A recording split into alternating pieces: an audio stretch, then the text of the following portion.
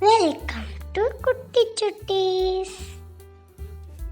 Hello குட்டீஸ், இன்னைக்கு நம்ம பார்க்க போற கதை காணாமல் போன அரசன். ஒரு பெரிய நாட்டை மகேந்திரன் அப்படின்ற இளம் அரசர் ஒருத்தர் ஆட்சி செஞ்சு வந்தாரு. மகேந்திரனுடைய தந்தை திடீர்னு ஒரு நாள் உடல்நிலை சரியில்லாம இறந்து போயிட்டதால மகேந்திரனுக்கு அவசரமா முடிசூட்டினாங்க. மகேந்திரனுக்கு அரசாட்சியை பத்தி எந்தவித முன்னனுபவமும் இல்லைனாலும் கத்துக்கிற ஆர்வம் நிறைய இருந்தது. அதனால அரண்மனையில் இருக்கிற பெரியவங்க எல்லாம் சேர்ந்து ரொம்ப நம்பிக்கையோட மகேந்திரனை அரசனாக்குனாங்க. ஒரு நாள் மகேந்திரன் தன்னுடைய பரிவாரங்களோட காட்டுக்கு வேட்டையாட போனான். வேட்டையாடுற ஆர்வத்துல தன் பரிவாரங்களை விட்டுட்டு ரொம்ப தூரம் வந்துட்டான் மகேந்திரன். அடடா, வேட்டையாடுற ஆர்வத்துல கூட வந்த வீரர்களை விட்டுட்டு இவ்வளவு தூரம் வந்துட்டமே, இப்போ அவங்கள எங்க போய் தேடுறது? அரண்மனைக்கு போறதுக்கான வழியும் தெரியல. என்னதான் பண்றது? இவ்வளவு தூரம் நடந்து வந்தது வேற களைப்பா இருக்குது. சாப்பிடுறதுக்கு ஏதாவது கிடைச்சா நல்லா இருக்கும் அப்படின்னு சொல்லிட்டு குதிரைய கட்டி போட்டுட்டு அங்கேயே ஓய்வெடுத்துட்டு இருந்தான் மகேந்திரன்.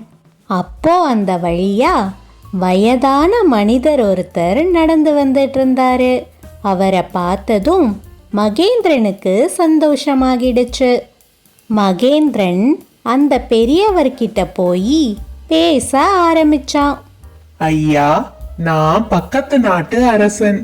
காட்டுக்கு வேட்டையாட வரும்போது என்னோட பரிவாரங்களை விட்டு ரொம்ப தூரம் விலகி வந்துட்டேன். அரண்மனைக்கு எப்படி போகிறதுன்ற வழி எனக்கு தெரியல. அதோட ரொம்ப தூரம் வேட்டையாட வந்ததால பசி எடுக்குது, களைப்பாவும் இருக்குது. நீங்க தான் அரண்மனைக்கு போறதுக்கு வழி சொல்லணும் ஐயா. ரொம்ப பசிக்குதுன்னு சொல்ற? அப்போ உணவு தேடுறதுக்கு உண்டான எந்த முயற்சியையும் நீ எடுக்கலையா? கொஞ்ச தூரம் போய் பார்த்தேன். ஆனா பழங்கள் இருக்கிற மரங்கள் எதுவும் என் கண்ணுக்கு படவே இல்லை. பழங்கள் மட்டுமே உணவா பயன்படுறதில்லையே. கீழே பாத்தியா எவ்வளவு செடிகள் இருக்கு? அத தோண்டி எடுத்தன்னா நிறைய கிழங்குகள் இருக்கும். கிழங்குகளை கூட உணவா பயன்படுத்திக்கலாம். அட ஆமா, இந்த யோசனை எனக்கு தோணவே இல்லையே. ஐயா, உங்களை பார்த்தா ரொம்ப புத்திசாலி மாதிரியும் அனுபவசாலி மாதிரியும் தெரியுது. எனக்கு அரண்மனைக்கு போறதுக்கு உதவி பண்றீங்களா? நீங்க மட்டும் எனக்கு உதவி செஞ்சீங்கன்னா நான் என்னோட மோதிரத்தை உங்களுக்கு தர்றேன். அந்த மோதிரத்தை நீங்க அரண்மனையில காமிச்சீங்கன்னா நீங்க என்ன நினைக்கிறீங்களோ அத உங்களால சாதிச்சுக்க முடியும். ஓ, அப்படியா? சரி, நான் உனக்கு உதவி செஞ்சு அந்த மோதிரத்தை வாங்கிட்டு அரண்மனைக்கு வந்து உன்னை வெளியில அனுப்பிட்டு அந்த மோதிரம் மூலமா நான் அரசனா ஆனா என்ன செய்வ?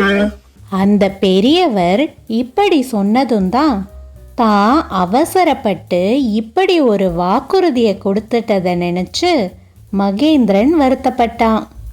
கவலைப்படாத, அந்த மாதிரியான காரியத்தை நான் எப்பவும் செய்ய மாட்டேன். நான் உனக்கு உதவி செய்யறேன். உன்னுடைய மோதிரம் எதுவும் எனக்கு வேண்டாம். ஆனா ஒரு அரசனா இருக்கிறவன் மற்றவங்களுக்கு வாக்குறுதி கொடுக்கறதுக்கு முன்னாடி ஒரு தடவைக்கு 100 தடவை சிந்திச்சுதான் வாக்குறுதி கொடுக்கணும். சரி, உன்னுடைய ஆசை என்ன? என்னுடைய தந்தை பக்கத்து நாட்டு அரசரை பத்தி நிறைய சொல்லியிருக்கிறாரு. அந்த அரசன் ரொம்ப புத்திசாலியாம்.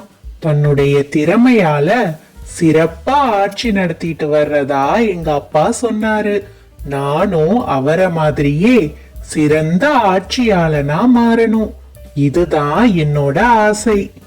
நீ இளம் வயதிலேயே அரசனானது இயற்கையான விஷயம். ஆனா நல்ல அரசனாகிறதுக்குரிய தகுதிகளை நீ வளர்த்துக்கிட்டே போகணும். சில விஷயங்களை கேட்டு தெரிஞ்சுக்கிறது மூலமாவும் சில விஷயங்களை அனுபவம் மூலமாவும் கத்துக்க வேண்டியதா இருக்கும். உதாரணமா போர்க்கலைகளை எல்லாம் நீ மத்தவங்க கிட்ட இருந்து கத்துக்கணும். அனுபவத்துக்கு எடுத்துக்காட்டு சொல்லணும்னா, நீ நடந்து வரும்போது பழமரங்களே இல்லைன்னு சொன்ன இல்லையா? அப்போ என்ன அர்த்தம்? மனிதனுக்கு தேவையான பழமரங்கள் இங்க இல்லைன்னா மனித நடமாட்டமே இல்லைன்னு அர்த்தம். அதனால இங்க மிருகங்களால உனக்கு என்ன வேணா நடக்கலாம்.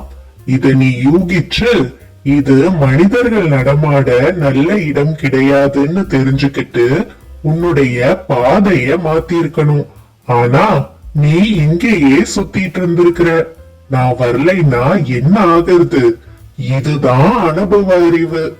அடுத்ததா சூரியனுடைய திசைய வச்சு உன்னுடைய அரண்மனை எந்த திசையில இருக்கும்ன்றதையும் நீ கணிச்சிருக்கணும். அதனால எல்லா விஷயங்கள்லயும் கவனமும் கூர்ந்து ஆராயிர திறமையும் இருக்கணும். அப்படி இருந்தாதான் நீ ஒரு நல்ல ஆட்சியாளனா மாற முடியும். ஐயா, உங்களை பார்த்தா மக்கள்ல ஒருத்தராவோ வேட்டைக்காரராவோ தெரியல. அரசனா இருக்கிறவனுக்கு என்னென்ன தகுதிகள் வேணும்னு ரொம்ப தெளிவா எடுத்து சொல்றீங்க.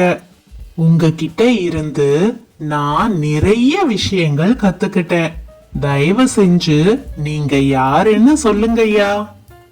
கொஞ்ச நேரத்துக்கு முன்னாடி நீ எந்த அரசன மாதிரி ஆட்சி செய்ய விரும்பினியோ அதே பக்கத்து நாட்டு அரசன் தான் நானும் இந்த காட்டுக்கு வேட்டையாடுறதுக்காக தான் வந்தேன். ஆனா எனக்கு அனுபவம் இருந்ததால காவலாளிகள் யாரையுமே கூப்பிடாம நான் மட்டும் தனியா வேட்டையாட வந்தேன். உன்னுடைய கத்துக்கிற ஆர்வத்தை பார்க்கும்போது நீ வருங்காலத்துல நிச்சயமா ஒரு நல்ல அரசனா வருவேன்ற நம்பிக்கை எனக்கு இருக்குது. சரி, என் கூட வா. நான் உன்னை அரண்மனையில விட்டுட்டு என்னோட நாட்டுக்கு திரும்பி போறேன். நான் இந்த காட்டுல வந்து தனியா மாட்டிக்கிட்டது கூட நல்லதுக்கு தான்னு இப்போ எனக்கு புரியுது. நான் மட்டும் அப்படி மாட்டிக்கலன்னா உங்களை சந்திச்சு இவ்வளவு விஷயங்களை தெரிஞ்சுக்க முடியுமா? ரொம்ப நன்றி அரசே அப்படின்னு சொல்லிட்டு 2 பேரும் அரண்மனையை நோக்கி நடக்க ஆரம்பிச்சாங்க. என்ன குட்டீஸ், இந்த கதை உங்களுக்கு பிடிச்சிருந்ததா? சரி குட்டீஸ், இன்னொரு நாள் இன்னொரு கதையோட உங்களை வந்து சந்திக்கிறேன். Thank you for watching.